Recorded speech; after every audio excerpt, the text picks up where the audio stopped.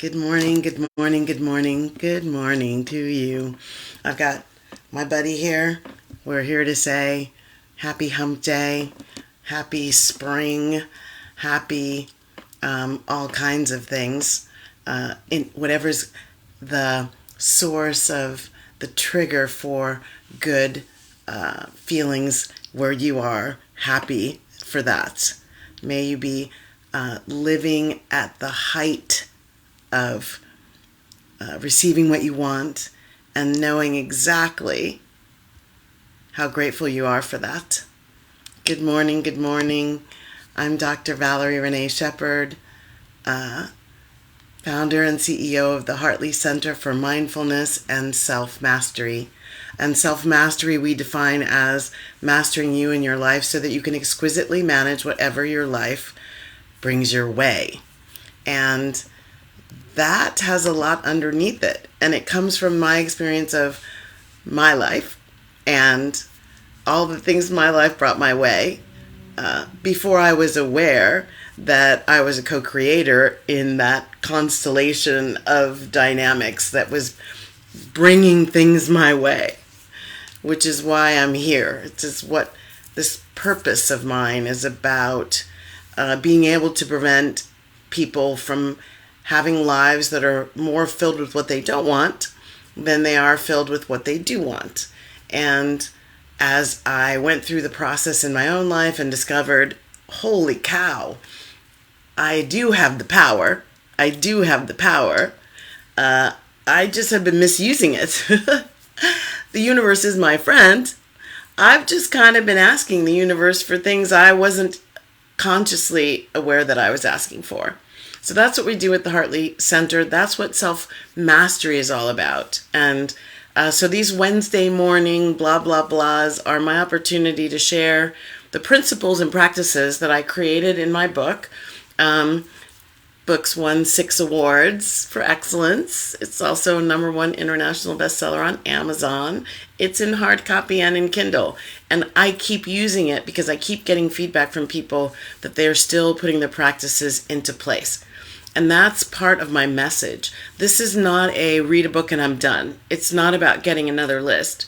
It's about transforming you in your life so that you can watch, experience, and embrace how your life transforms as a result of you directing it to.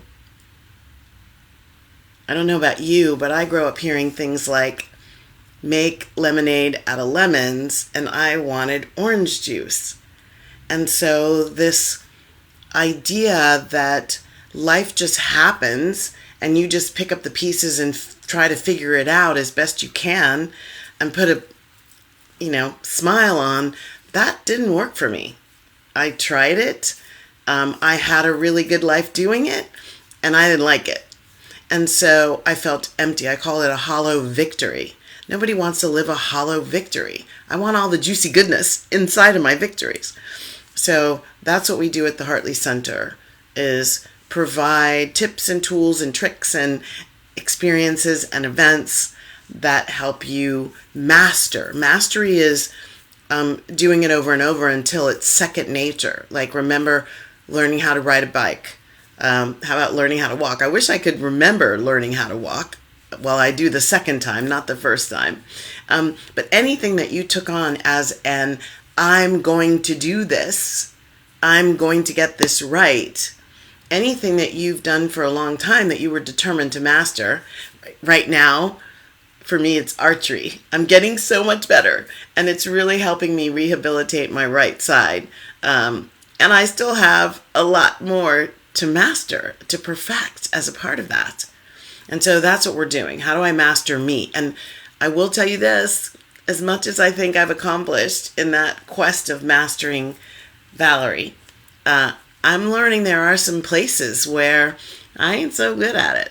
And there are some places where I was like, I know this, and I'm not doing it. Like I'm embodying it in my head. It's up here. Got it really, got it down, could describe it, can teach it.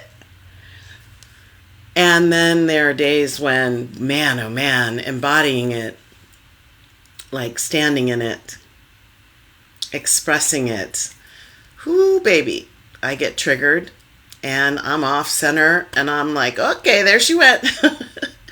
My higher self is sitting there kind of going, come on, sweetheart, you can do this. You can do this. I love you and I know you can do this. And my lower self is, in a contraction saying, I don't want to. That's okay. I love myself anyway. So thank you for being here. Today's topic is so visceral for me right now. And this is Hump Day Happy Chat 210, y'all. I'm so excited. I would love it if you have a comment or a question to put it in the whatever that's called, the comment section. And if you like it. If it helps you say something, share. That's the greatest gift, is to allow others to benefit from something that's benefited you. So this topic for me was pretty big. As I've been watching it reminds me of some very important things that I wanted to get into. And so this question of civil disobedience, it's kind of prominent lately. We've got some stuff going on here and it's being talked about. It's being talked about in terms of, is it appropriate? Where is it appropriate? Is your form of civil disobedience okay with me? Inside your civil disobedience, are there some things that you're doing that are no-nos? That's not the way you disobey civilly. That's not the way you tell us you don't agree. That's not the way you do it. And so as I was thinking about this and getting sort of a mixture of emotions, what I call the emotional cocktail of frustration at a level of impotence, meaning I don't think I can change a lot of what's going on out there. It feels way too big and way too toxic and way too all-encompassing. It's so ubiquitous right now, the discontent. And that doesn't feel like that's mine to do. So as I went deeper, what is mine to do? There is something I must be able to contribute. I'm in the physical body. I'm in this realm at this time. What is mine to do? How do I participate in what's going on in a way that is beneficial to myself first and foremost and to others? Right? That's always the question. Inside what I do, inside self-mastery, it's always about looking out there, but how do you bring it home into the center here? How do I do something with this?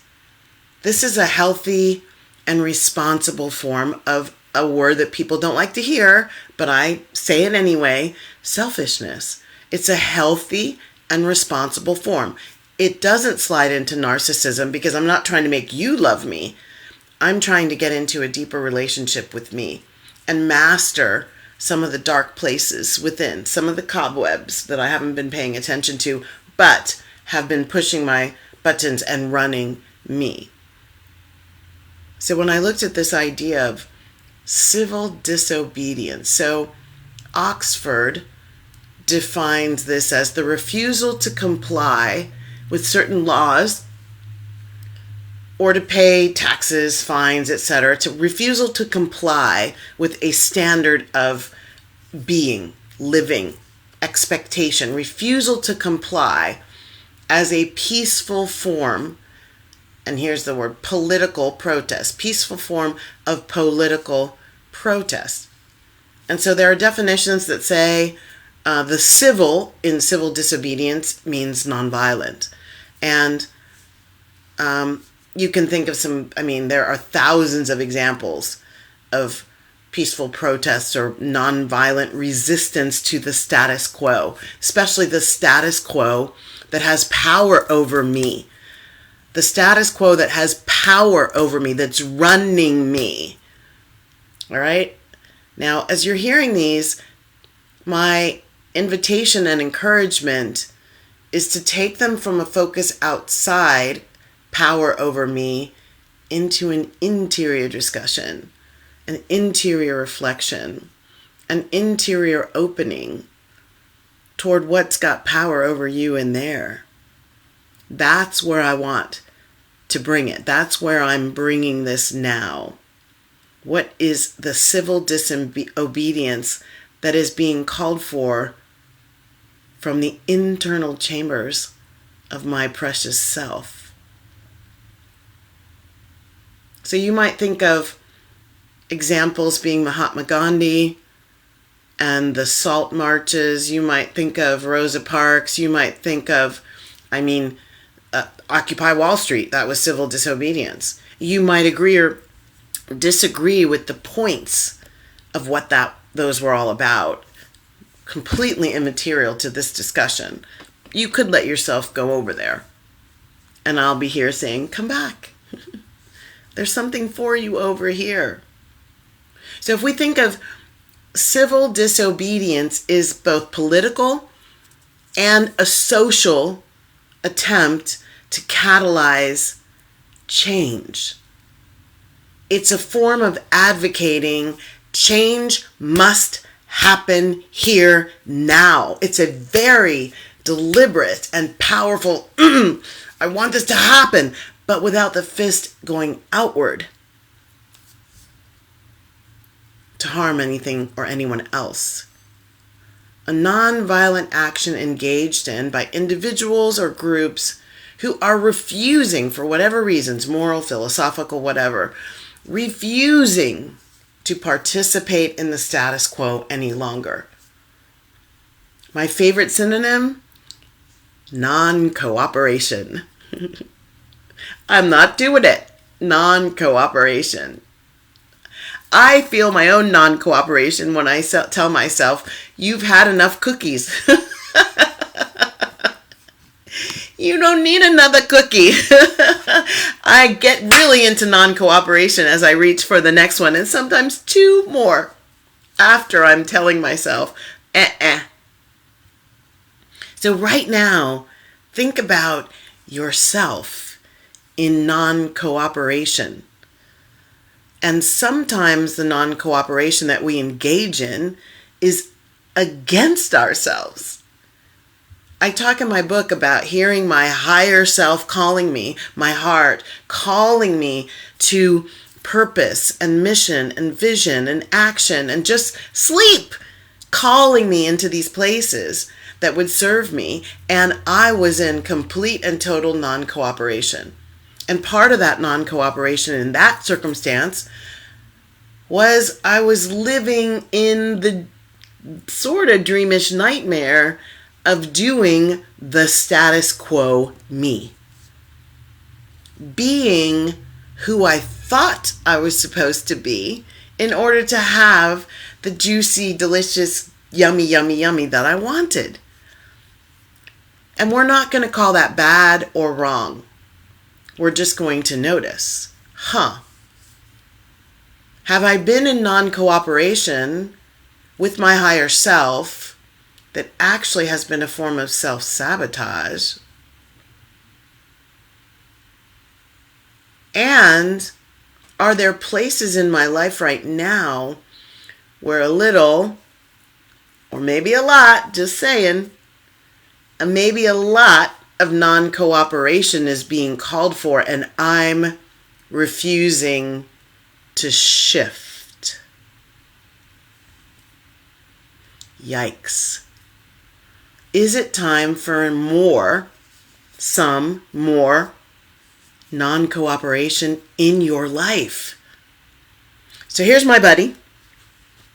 This is Milkshake. I'm shouting out to my big brother, who is a guitarist and a vocalist in this Grammy-nominated musical project called Milkshake Music. It's a rock band for kids. I love my friend Milkshake because he's doing what I said I do. See that? He's doing my step 2 in my book, which is called Shake Up and Release What Is Not the True You. So when I talk about non-cooperation, get to a point where you are awake to your self-sabotaging behaviors, to your misbehaviors that really don't align with the truth of who you are. You got them from conditioning, and you were taught this, and your training, and everybody does it. We've all been in the matrix of life, sort of dictated to us by whomever has been in our lives before us. And we even know now that epigenetically, we are carrying markers for how to do life and how not to do life, and wounds from our ancestry. We can't help it. It's inside. Down to the DNA level. I find that, like, in ways unfathomable, even though I know that I am consciously healing my ancestral wounds and sending love and light backward in time through my ancestral lineage. Like, that's a conscious practice that I engage in for my own satisfaction and for the love of my ancestors. You could take a moment right now and just bless your ancestors. You wouldn't be here without them. Whatever good, bad, or ugly's back there, you're here because of some massive things that went on in your bloodline. So when you think about this, shake up and release what is not the true you. So I have a couple of categories. I'm going to go through them very quickly. And then it's just about get busy. Get busy. So here you can look for these places of, do I need to be non-cooperative with my sacred cow beliefs? What are your sacred cow beliefs? The phrases, ideas that you adopted along the way as absolute truth, the isms, the truisms in your life. They don't have to be from negative experiences or arise from abusive situations. They can sound really pretty, like beauty is in the eye of the beholder. Sounds totally innocuous until you break it down and you realize, hey, when I'm looking at myself in the mirror, I am the beholder, and my gaze, I have trouble finding beauty. What is that? How is that possible? So in a sacred cow belief like that, it's thwarting yourself when you see yourself. What is it that you can do if you can't find beauty as the beholder? You might forever look outside yourself for validation. You might not ever feel like you deserve unless somebody else tells you, because you are incapable of being that for yourself. So just looking at one sacred cow belief might tip you off to some places where your non-cooperation would actually lift you higher. Non-cooperation can lift you higher. What about whatever is worth having is worth working hard for? That is toxic ideology to me. It wasn't, and I, had the bloody nails to show how hard I was working for everything. And working for it while deep inside me, not necessarily always believing I was worthy of it. Can you imagine that? You're working, but subconsciously inside you, there's a questioning of whether you deserve it.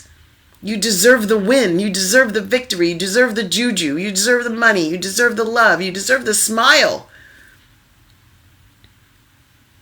I know people who, when you smile at them, they say, "What are you smiling at?"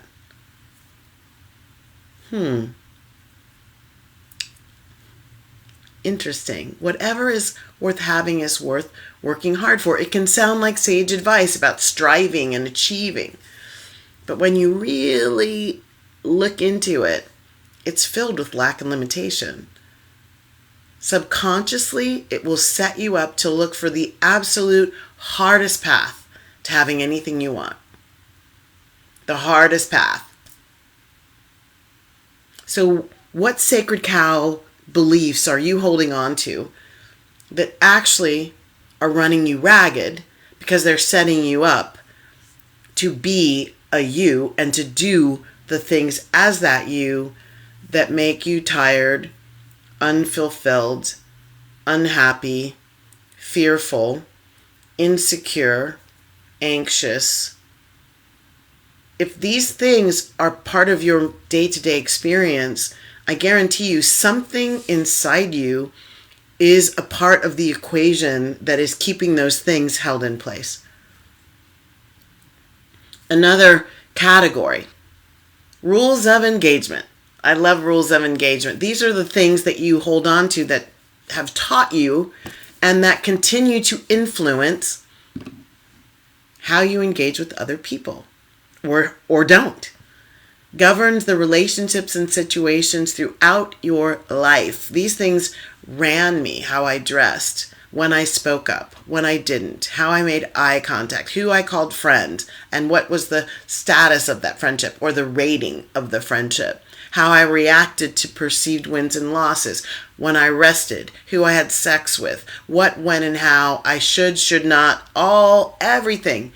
Rules of engagement. I was in a tight little box, but I really didn't know it until I lifted myself up and started looking for opportunities for non-cooperation.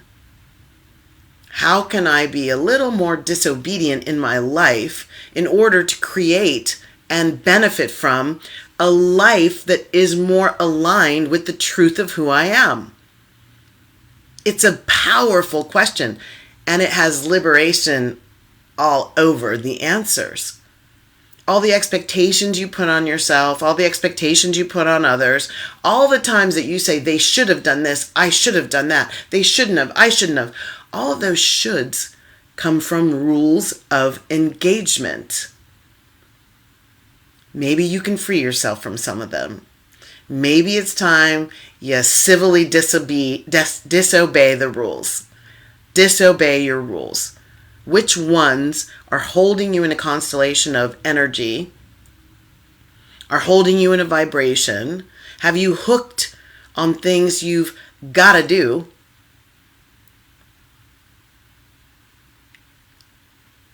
And things you better not do. Oops. They are creating whatever prison, whatever, and it doesn't have to feel like a prison, so maybe I'll cancel clear those words. Maybe it's whatever container you've created for your life to be lived in, whatever that container is. These things might be getting in your way of the full expression of the truth of who you are. I was fully expressed, but I was expressing a lot of the false self, a lot of the me that really didn't need to be expressed. It just needed to be healed and released. And that's what this step is for. That's what Milkshake is reminding us. Non-cooperation with the part of you that is the false self, the low vibration self. Here's another category: angers and resentments, guilt and shame, victimology. So feeling like you're always the victim of some perpetrator's bad behavior. That creates an energy of judgment, blame, and that is very low vibration, and it just brings its match to you. It brings its match to you. That's law of attraction. You cannot get away from it. Who you are being is what you are going to attract into your life. Wherever your focus is, whether that's your conscious mind, I want it, or your unconscious, subconscious mind saying, I don't deserve it, I don't deserve it, I don't deserve it, I don't deserve it. Both of those messages are in the universe. You got to clean it up from the inside. From the inside. So this is your invitation to go on a hunt in your life for the buried treasure that can free you into a lighter and brighter experience of your life. It's your life. You want the brightness of the sunshine, yellow. The color for happiness, yellow. Yes, that's what we want. So we got to shake it up. Shake it up. Shake up and release whatever is not the true you. There are a lot of practices. I list some of them in my book. I teach them in the Hump Day Happy Chat. There are so many ways to notice what you notice about you being you, and then discern whether it's serving you. That's easy. Just look in your outer life and look at your results. If there are lots of relationships that seem like meh, they're not really serving me, I'm not really feeling lifted up, I don't feel really a deep connection, maybe it's time to stop cooperating with that relationship. Not kick it out of your life, no, just say, shift your energy, move in a different direction, and you'll notice the relationships are changing. You don't have to most times, kick people out. You can just pull your energy back, cut the cords, be less available. So you go on this treasure hunt. Is it in my relationships? Is it in the way I do work? Is it the way I approach challenges? Is it my lack of self-love? Is it my inner voice that always finds fault with me? And oh my gosh, through law of reflection, law of attraction, I see that all around me. People like to find fault with me. Well, guess what? The number one person finding fault with you is probably you. Clean up that mess. Stop cooperating with the inner voice that always takes you to task. Civil disobedience. Is it your time for your own non-cooperation with the aspects of you that are actually not serving you? They're holding you back and keeping you down. So here's a quote that I love about this whole idea of identifying the stuff that needs to be shaken up and released. Those things we try so hard to ignore. They are the very things begging for release. The things that hold the promise of hope, the flame of freedom. So we're talking about your hope, your freedom to create and be in your life a lighter, higher vibration version, aligning more closely with the truth of who you are. Yay! And let me tell you, it's awesome. Many, many blessings. Again, please remember, I would love to answer questions. I'd love to hear from you. Put a comment. We'll get back to you. Reach out to me with an email or a private message. And thank you for being a part of the Hump Day Happy Chat. We always close with the Karanaya Metta Sutra, which is the prayer of loving kindness from the Buddha. May all beings be peaceful. May all beings be safe. May all beings be happy. You have happiness, you have happiness, you have happiness. May all beings be happy. May all beings awaken to the light of your true nature. Your true nature is peace, love, joy, and freedom. Emotional freedom. Freedom from the stuff that's holding you down, keeping you trapped, hooked into what's not serving you. May all beings awaken to the light of their true nature, and may all beings be free. Fly away, be free, spread your wings so you can soar. Many, many blessings. See you next time. This has been Dr. Valerie Renee Shepherd for the Hump Day Happy Chat. Wednesday mornings, 8:30 a.m. Pacific on Positively Happy to Be Me on Facebook. Much love and light. Bye.